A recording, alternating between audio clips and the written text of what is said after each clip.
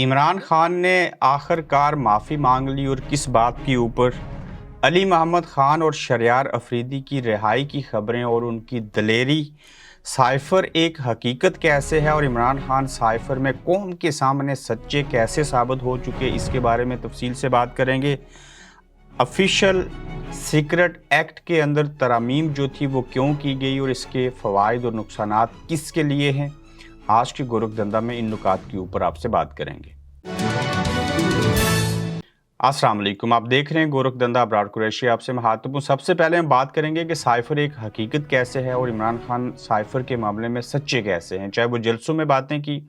چاہے وہ عدالت کے اندر بات کی، چاہے وہ ایف آئی اے کے سامنے بات کی، چاہے قوم سے خطاب کرنے میں بات کی، چاہے انہوں نے کسی بھی پلیٹ فارم کے اوپر جو کچھ سائفر کے بارے میں کہا وہ سچ ایسے ہے کہ پہلے تو کہا گیا سازش ہوئی نہیں، پھر کہا گیا مداخلت ہوئی، پھر یہ بھی کہا گیا مداخلت نہیں یہ سازش تھی، مختلف چیزیں ہوتی رہیں اور اگر سائفر تھا ہی نہیں تو پھر مداخلت اور سازش کا لفظ کیوں استعمال ہوتا رہا۔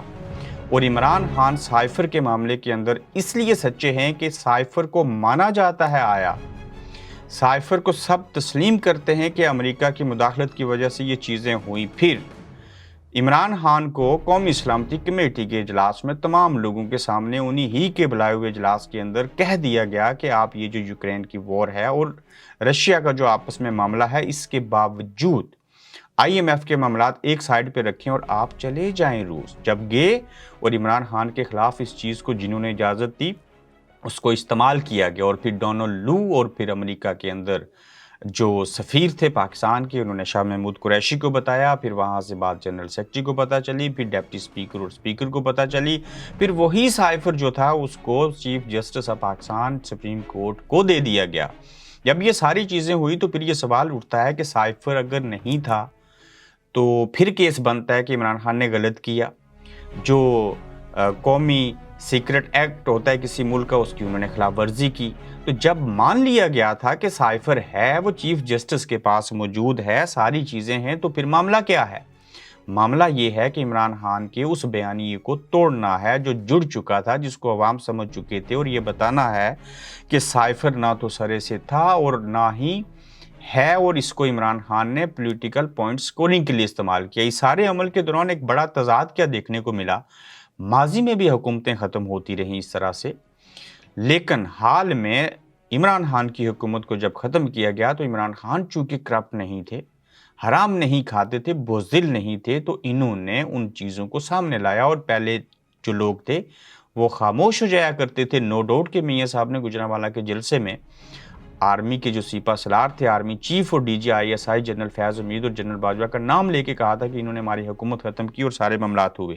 تو اب عمران خان اس بات کے اوپر ڈٹے ہیں اور سائفر قوم کو سمجھ آ چکی ہے کہ سائفر آیا تھا، سائفر تھا، اس مراسلے کی حقیقت تھی۔ اب اس کیس کو وجہ بنا کے عمران خان کو ایف آئی اے میں پیش ہونا، اور وہاں پہ آپ نے دیکھا ہوگا کہ ایف آئی اے کے اہلکار نے عمران خان کو سلوٹ تک کر دیا۔ تو جب یہ ساری چیزیں ہوئی ہیں تو اس مناسبت سے دیکھا جائے تو عمران خان سائفر کے معاملے میں قوم کے سامنے سرخرو ہو چکے۔ تاہم یہ کیس کس طرف جائے گا، یہاں پہ تو بھینس چوری کا مقدمہ بن سکتا ہے، چاول سمگل کرنے کا بٹوں کے اوپر مقدمہ بن سکتا ہے، ٹوٹی نل کے چوری کرنے کے فواد چودھری کے اوپر کیس بن سکتے ہیں، پپیتے اور نیم کو کسی کو جیل میں جا کے دینے کے اور تحفے دینے کے جو ہیں وہ صدیق الفاروق کے اوپر 5 سال کا کیس بن سکتا ہے، جیل کاٹ سکتے ہیں۔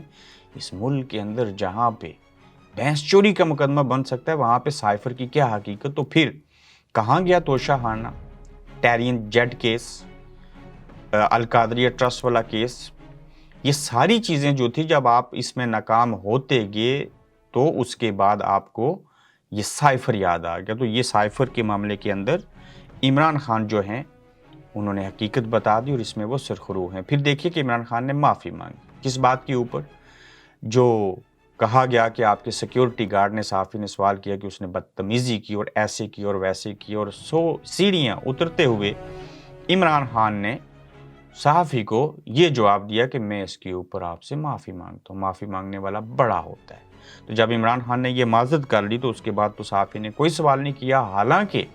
انہوں نے یہ نہیں کہا کہ وہ جو صحافی تھا جس کو ہمارے سیکیورٹی گارڈ نے تنگ کرنے کی کوشش کی یا گردن سے پکڑنے کی کوشش کی، اس نے تو مجھے ڈیٹ کہا تھا، گھٹیا کہا تھا، بے شرم کہا تھا دوسرے لفظوں میں، تو اس کے اوپر معافی مانگنا ان کا بڑا پن تھا۔ اب دیکھیے کہ علی محمد خان اور شہریار افریدی کی رہائی کی بات چل رہی ہے، عدالتوں کے جج تنگ آ چکے ہیں، ان کی باتوں کی کوئی حیثیت نہیں، 8 مرتبہ ضمانت مل چکی علی محمد خان کو، پھر بھی نہیں چھوڑا گیا۔ علی محمد خان اور شہریار افریدی کی دلیری دیکھیے کہ ایک تو تسبیح اور قرآن پڑھ رہا ہے جیل میں، اپنے لیے پڑھ رہے ہیں۔ شہریار افریدی جو ہیں ان کی بہن دنیا سے چلی گئی اور ان کو وہاں پہ ان کی تدفین کے لیے نہ جانے دیا گیا، ڈٹے رہے، نیت نہ بدلی، کچھ بھی نہ کر سکے، اور اب یہ دیکھنا ہے کہ کیا عدالتیں جو ہیں وہ شہریار افریدی اور علی محمد خان کو رہائی دلوا پائیں گے؟ کیا یہ برف پگھلے گی؟ کیا تاحال ان کی اگر نیت تبدیل نہیں کر سکے تو کتنا عرصہ جیلوں میں رکھیں گے؟ پھر ایک خبر یہ بھی آ رہی ہے کہ آپ جس طرح کی صحبتیں کے پی کے سے ہوتے ہوئے یہ لوگ برداشت کر رہے ہیں، مزید وہاں پہ کریک ڈاؤن کر کے پرویز خٹک صاحب کی پارٹی کے اندر لوگوں کو لے جایا جائے گا۔ تو اگر اللہ کرے کے پی کے اندر بھی اس طرح کی صحبتیں مزید لوگوں کو برداشت کریں تو یہ اچھا اس لیے ہوگا کہ وہاں پہ ان کو پتہ چلے گا کہ یہ پنجابی اور سندھی گلگت بلتستان کے لوگ جو ہیں اور یہ جو کے پی کے والے ہیں ان میں فرق کیا ہے۔ اتنے عرصے کے بعد وہاں پہ لوگوں کو یونائٹ کیا گیا، ساری چیزیں ہوئی، اور اب پٹھانوں کو اگر آپ چھیڑنے کی بات کریں گے تو پھر وہاں سے فساد اٹھے گا۔ جب وہاں پہ بھی اس طرح کی حرکت ہوگی تو وہاں پہ لوگوں کا ری ایکشن ہر صورت میں آئے گا اور یہ نظام مزید ایکسپوز ہوتا ہوا آگے بڑھے گا۔ پھر جو آفیشیل سیکرٹ ایکٹ ہے اس میں ترمیم کیوں کی گئی؟ چونکہ عمران خان صاحب کے اوپر سائفر والے معاملے کا کیس چل رہا ہے، چونکہ یہ سیکرٹ ایکٹ کی کہتے ہیں کہ خلاف ورزی ہے، چونکہ آگے نگران وزیر اعظم بھی بننا ہے اور نگران حکومت نے بھی آنا ہے، تو ایسی صورتحال میں جہاں پہ نگران وزیر اعظم کے اختیارات میں تبدیلی کی بات ہو رہی ہے، ان کو زیادہ اختیارات دیے جائیں معیشت کے حوالے سے، وہ حکومت کو ایکسٹینڈ کر سکیں، یعنی کہ سمجھ لیں کہ پی ڈی ایم کی حکومت ہی نگران حکومت ہوگی دوسرے لفظوں میں۔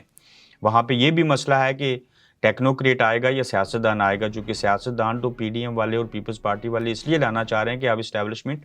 بند گلی میں ہے، عمران کی طرف جا نہیں سکتے۔ مولانا صاحب پہلے سے ہمارے ساتھ ہیں، جماعت اسلامی کی وہ حیثیت نہیں ہے، ایم کیو ایم پہلے سے پی ڈی ایم کا حصہ ہے، تو یہ بکھر بھی جائیں نکھر بھی جائیں تو کچھ ہو نہیں سکتا، تو لہٰذا ہم سیاستدان کو لا کے اسٹیبلشمنٹ کو مجبور اور لاچار کریں گے۔ تو وہیں پہ جہاں پہ یہ کھلواڑ ہو رہے ہیں بیٹوین دا اسٹیبلشمنٹ اور پی ڈی ایم کے نگران وزیر اعظم کون ہوگا، وہیں پر آفیشیل سیکرٹ ایکٹ کے اندر ترمیم جو کی جا رہی ہے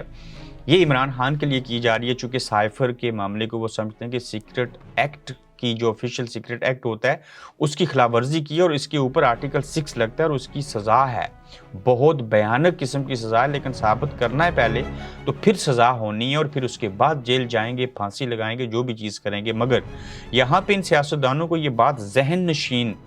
ہونی چاہیے، رکھنی چاہیے، اس کو بولنا نہیں چاہیے کہ جو ترامیم آپ نیب کے قانون میں اس ادارے کو ختم کرنے کی بات کرتے تھے اور آج ترامیم کر کے اس میں 30 دن کا وہ قانون بنا چکے ہیں، سیکرٹ ایکٹ کی خلاف ورزی کے اوپر جو آپ قانون اور چیزیں کر رہے ہیں یہ آپ کے گلے کی ہڈی بنیں گے، یہ گلے کا پھندا ہے۔ عمران خان کے لیے بنائیں گے، ہو سکتا ہے وہ بچ جائے عوام کی طاقت سے، لیکن کل آپ لوگ ان چیزوں سے نہیں بچیں گے۔ مثال کے طور کے اوپر توشہ خانہ میں عمران خان کو سزا دیں، اس بندے نے 20% کے بجائے 50% دے کے تحفہ لیا، ٹھیک ہے رسیدیں بعد میں بھیجی، جیسے کیسے کیا، اس کو غلطی مان لیتے ہیں، تو جب یہ غلطی عمران خان کی توشہ خانہ میں آپ سزا کے طور کے اوپر اس کو بدل دیں گے تو جن لوگوں نے مرسیڈیز گاڑیاں لی سب نے لی، توشہ خانہ کی وجہ سے عمران کو اگر سزا ہو تو پھر تو پاکستان کا ایک سیاستدان بھی، جتنے بھی سابق وزیر اعظم ہیں، یوسف رضا گیلانی، زرداری صاحب، چاہے وہ نواز شریف صاحب ہوں، یہ تو بچ ہی نہیں سکتے۔ اس معاملے کے اندر تو موجودہ نگران وزیر اعلیٰ پنجاب جو ہیں اور سابق وزیر اعلیٰ پنجاب عثمان بزدار نہیں بچ سکتے، جنہوں نے کئی درجنوں تحفے لیے اور کئی نے کارپٹ تک گھر کے اندر لے گئے، تو پھر اگر عمران کی ایگزامپل سیٹ کر دی توشہ خانہ میں سزا دے کے تو پھر تو مستقبل قریب میں یہ قانون تو باقیوں کے اوپر بھی لاگو ہوگا، اور اس کی تحقیقات نیب کا ادارہ کرتا ہے اور سب کو پتہ ہے کہ نیب کا ادارہ کس کے لیے کام کرتا ہے۔ یہ آج کا گورکھ دھندا تھا، اپنا خیال رکھیے گا، مزید خبروں کے ساتھ دوبارہ آپ سے ملیں گے۔ آپ دیکھ رہے ہیں گورکھ دھندا ابرار قریشی کے ساتھ۔